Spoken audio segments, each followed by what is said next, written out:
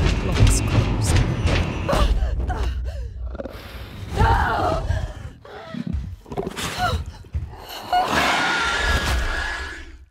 One of the very first external tests we did, and external tests are really important for a game like this because you spend years in a horror survival game working with it, and you worry that you become immune to whether things working or not, whether it's tension or drama. So you bring in people, and we had somebody come in.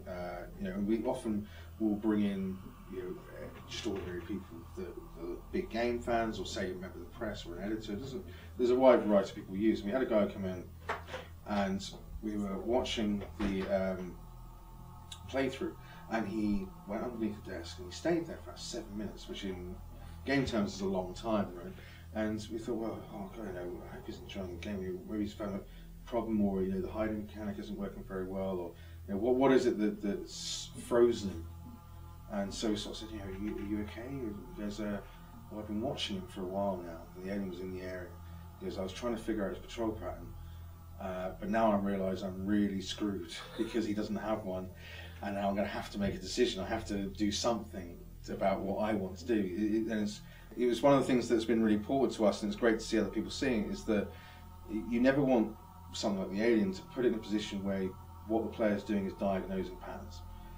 He is a living entity for us, and we put a lot of effort into making him do that. And there's a great moment of realization, I think, for a lot of players when they suddenly realize that there isn't a patrol path, there isn't a scripted trigger at this part of the corridor where he's going to do this or do that. He is really going to base what he's going to do on the fact that he's hunting for prey, and what you do is different every time, and so what he does will be different every time. And that dawning of realization that you can't rely on diagnostics of the game, but you're going to have to take risks, is a great moment. It's very much the case that many of the questions that you as the player have in Alien Isolation are the same questions that the character you play has. How is there an alien here? What happens to lead to this? How am I going to survive this? What should I do? And as that journey continues, it becomes apparent that although he is the most significant threat and the most dangerous threat, the situation has spiraled out of control, and so there are other dangers, both environmental and the other occupants of the station that you can come across, that can provide or will generate even more risks for you. You can never underestimate how desperation causes people to do incredibly frightening things.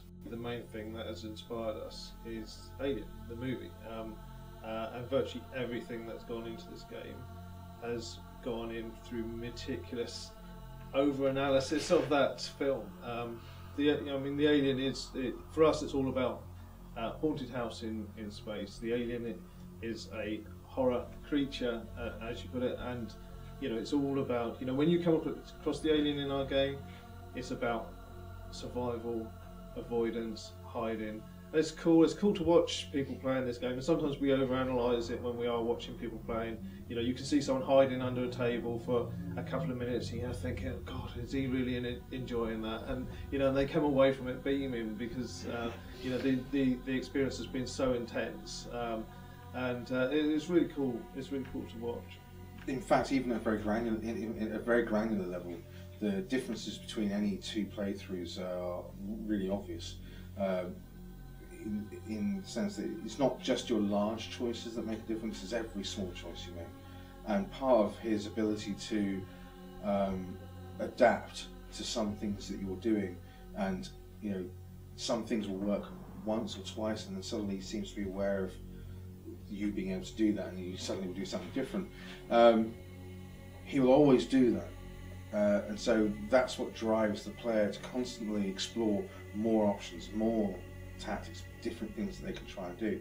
And in each playthrough you'll find that sometimes he'll figure something out faster this time round than he did last time, or other times you'll find that stuff that didn't seem to work last time is more effective this time, because maybe you have relied on it less.